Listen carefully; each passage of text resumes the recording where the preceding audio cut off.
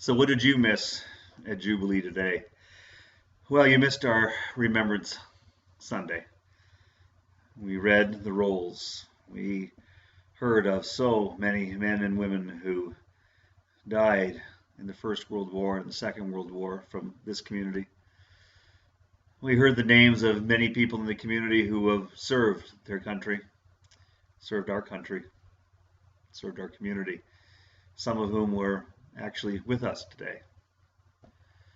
We listen to the prophet Micah remind us that what God asks of us, requires of us, is to love kindness, to seek justice, to walk humbly with God. We played the last post. We stood in silence. We heard the reveille. We heard stories told today of those who lost children and loved ones. We heard the story of the unknown soldier and how that began in England. And we heard the story of the silver medal women in Canada. And it was moving. And then we came to communion. And we prefaced communion with Luke's gospel and Jesus reminding us that we are to love our enemies and turn the other cheek. That anybody can love their friends and forgive the people who are easy to forgive, but we are called to do more than that. On a day when it seems that we celebrate those who have died at the hands of our enemies, acting on behalf of our community or our country, when we ask those people to be other than good to those who hate us, it's a hard gospel.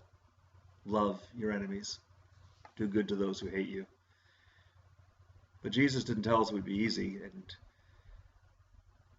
Jesus didn't suggest that we wouldn't find a certain comfort in hating and continue to hate our enemies.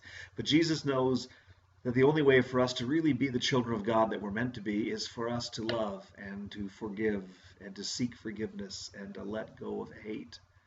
Everything else is easy. This is the tough stuff. The men and women who serve this country in uniform and continue to do so, the men and women who have sacrificed loved ones and futures for this country and continue to do so, they do so not to perpetuate war and violence, but to give us a chance to end violence. There are very few veterans that I've ever known, and I have known hundreds, but very few who have ever expressed a desire that war should continue, or that their children or that other generations should endure what they have endured. War is what happens when we fail as human beings, when we fail as children of God. And so Remembrance Day is a time for us to bless and thank those who have paid the price for our failure, but also then to commit ourselves in their honor to finding a better way. The way of Jesus that demands of us that we love our enemies and that we do good to those who hate us. And we do that by sharing what we have and by not taking what is not ours and working for justice for all, even when it costs us. Jesus gave us a command, but Jesus also gave us a way, and that's what we celebrate, was the way, that table.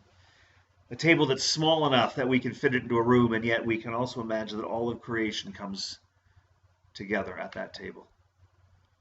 And a table that has food and dignity for all. A table in which sacrifice and love are honored over privilege and place.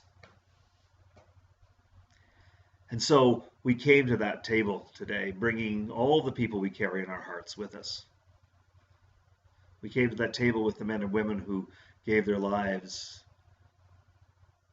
that we might live in and for peace. But we also came to that table to be seated with the men and women that we have called enemy. The men and women who have hated us. The men and women from whom we need to seek forgiveness.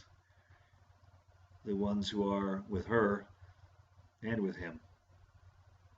We sit at that table with the children of residential schools and with those who cannot or will not understand why that's important.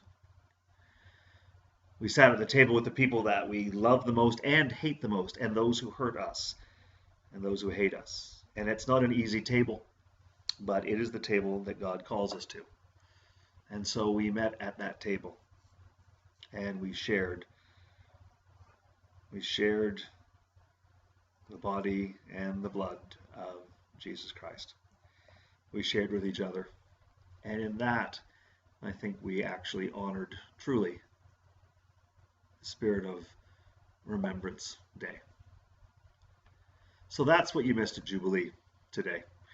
But hopefully you won't miss us much more, because we miss you.